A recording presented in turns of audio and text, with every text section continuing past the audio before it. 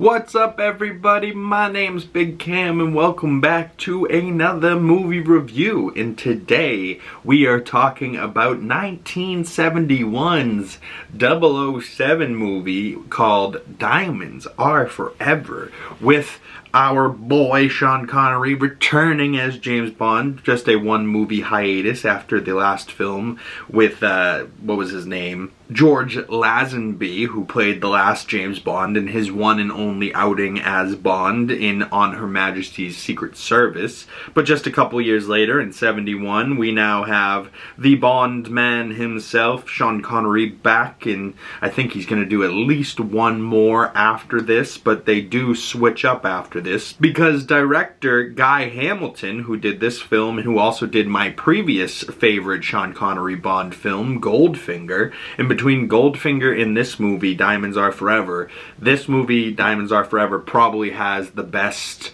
intro song, but the previous favorite was Goldfinger.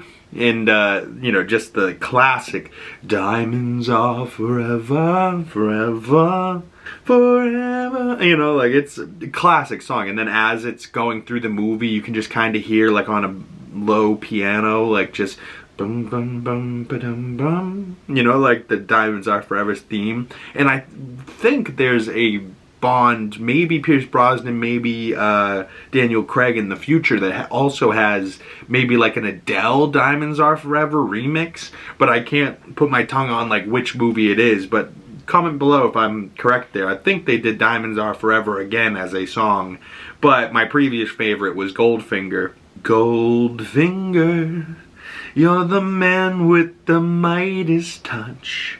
Goldfinger, you know, like, and if I'm not mistaken, I think Goldfinger was also Blofeld in that movie, and Blofeld has been like around for quite a bit of these Bond films, and he's back again as the villain for this one. And this one actually had a couple of women in this that I was like, ooh, wow, like Jill St. John, Tiffany Chase, she was quite good and very beautiful, and I was like, oh my goodness, like, and she just kept changing her hairstyles, but then she was a redhead at one point, and she's like, this is my natural color, and he's like, it's suiting, very crazy. But then there was another poor woman, Plenty O'Toole, and she was like busty and just like this gold digger that was after his money and like was about to hook up with Bond, and they tossed her out a window, and he's like, well, nice shot, she landed in a pool, and they're like, I didn't know a pool was down there, and he starts to fight. He's like, fuck you guys. But poor Plenty O'Toole doesn't last very long in this movie, but she was played by Lana Wood, and it just reminded me of like Goldfinger, the woman in that called Pussy Galore, and this one, Plenty O'Toole, and it just like felt like every Bond movie now needs to have some funny, you know, gorgeous woman, but with a clever name, Plenty O'Toole, and he's like, of course you are. Like, oh god. But one of the best parts of this movie is this weird gay couple that are like behind the scenes being like the villains orchestrating everything, and it's Mr. Wint and Mr. Kidd, and just like the look of them is so like gross, like they're not like handsome gentlemen, you know what I mean, like they're quite disgusting.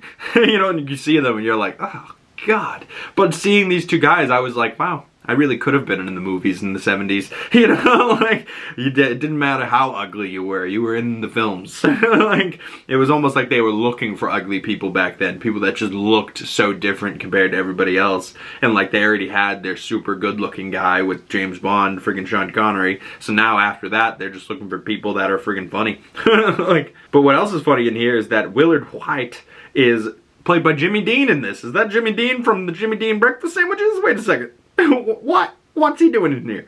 Like, but I love that this is like in Vegas, and they're all over Vegas, and there's like this sick car stunt where they go up on two wheels and they go between this alley, and you know, some pretty decent car stunts in this, some pretty decent stunts as well in this, like swinging across the building, hanging off like the edge of the shit, and then, you know, some pretty good fights, you know, and stuff like that.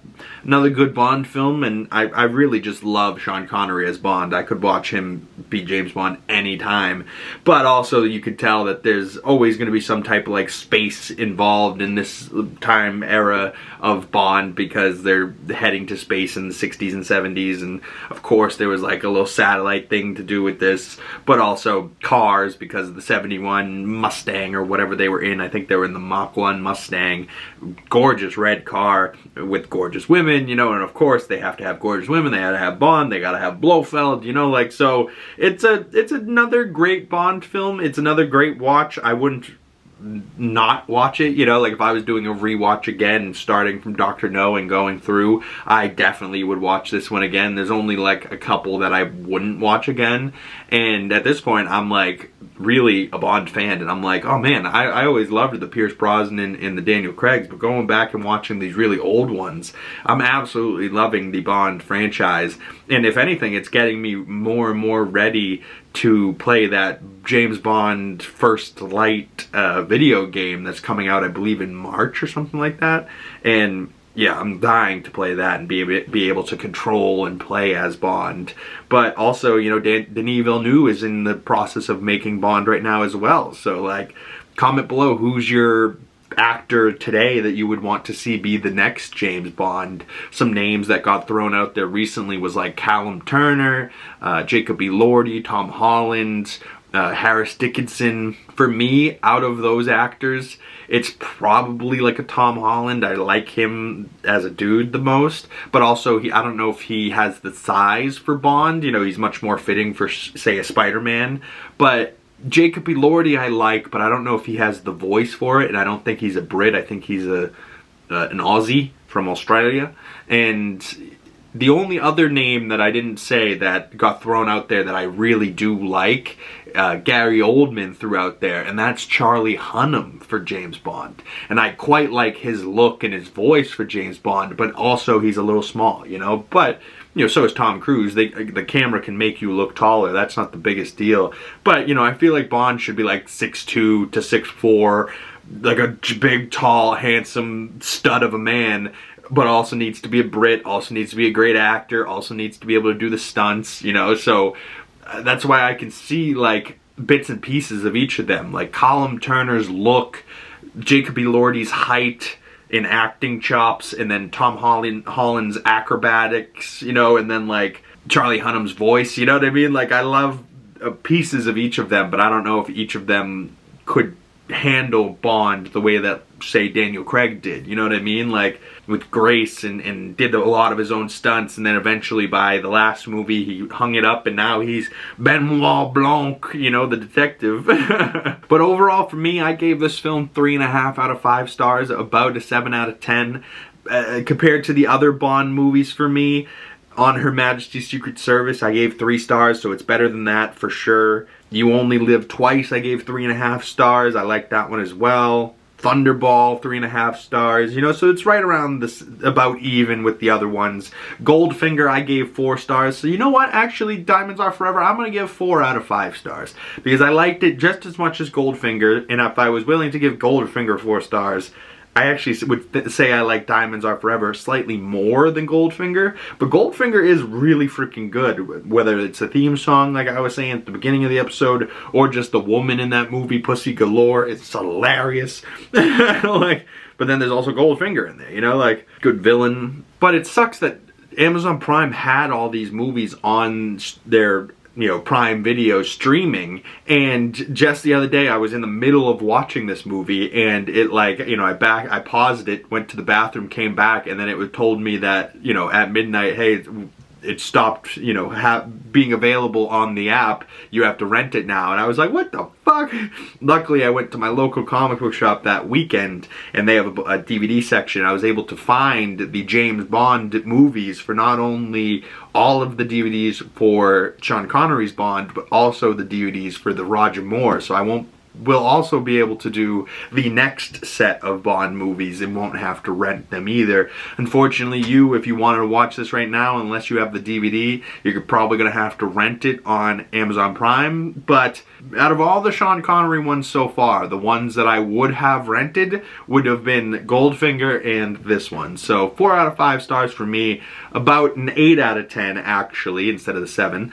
I think I'm going to give it an 8.0, you know, and a true 10 score, probably an 8.1, you know, like probably right on the cusp of that 8.0, but definitely slightly better than Thunderball, and I really did like this movie. I love Sean Connery's as Bond, and I think we only have like one more Bond with him, and it doesn't come till like later, and it's like Never Say Never Again, like, oh, he'll never come back as Bond, so then they made a movie, Never Say Never Again. I don't know, but Roger Moore, I think, is the next James Bond coming up, in the next one I think is in 73, called Live or Let Die, and also with Guy Hamilton returning to direct. So who knows? Comment below, is the Roger Moore Bonds any good? You know, I haven't checked out those at all. You know, some of the Sean Connery ones I think I saw bits and pieces of when I was a kid, but definitely have been watching the Sean Connery ones, the George Lazenby, and now heading into the Roger Moore. Have been watching these movies for the first time,